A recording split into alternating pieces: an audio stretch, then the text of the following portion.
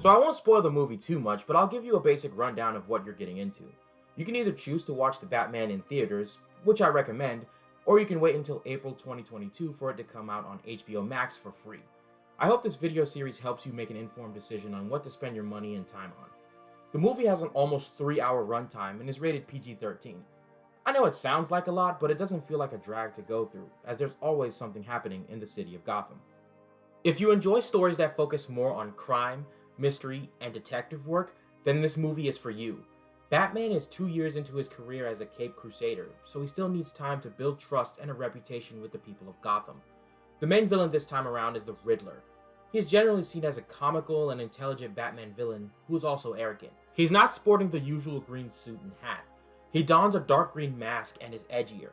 He has become a serial killer who leaves clues and hints for his victims using riddles.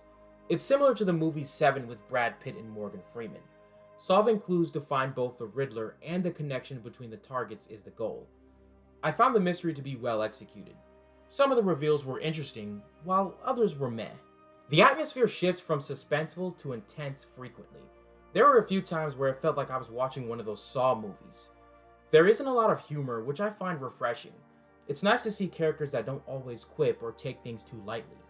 They weren't joking when they said this movie is depressing and emotional, but that just makes the little moments of levity have a greater impact. The action was also great because the fight choreography was balanced. Batman wasn't just overpowering his opponents in a fight. There were times where the criminals got in some good hits. You could see the pain and exhaustion set in as the fight progressed. He was a unit, but not invincible. The casting was good, but I felt like they didn't give some of the actors enough to work with.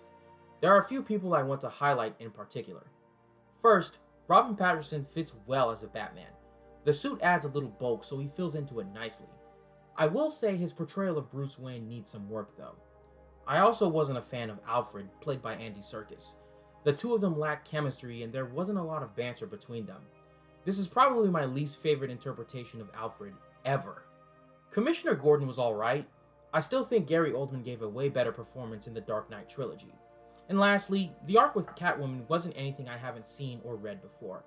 Zoe Kravitz is a fine actress, and a fine actress. Her performance was about the same level as Anne Hathaway's Catwoman in The Dark Knight Rises, at least to me. Overall, I would give this movie an 8 out of 10. I definitely want to see the actors again, but they really need to flesh them out. Give them more dialogue, plot relevance, or just something better to do.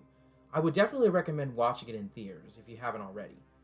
I spent my money earlier this year on a movie with a similar premise called Death on the Nile, which was mid. Batman is a refreshing take, and I can't wait to see some sequels in the same universe. I hope you enjoy this new series and stay tuned for my next burst reviews for Jujutsu Kaisen 0 and Sonic the Hedgehog 2. Peace.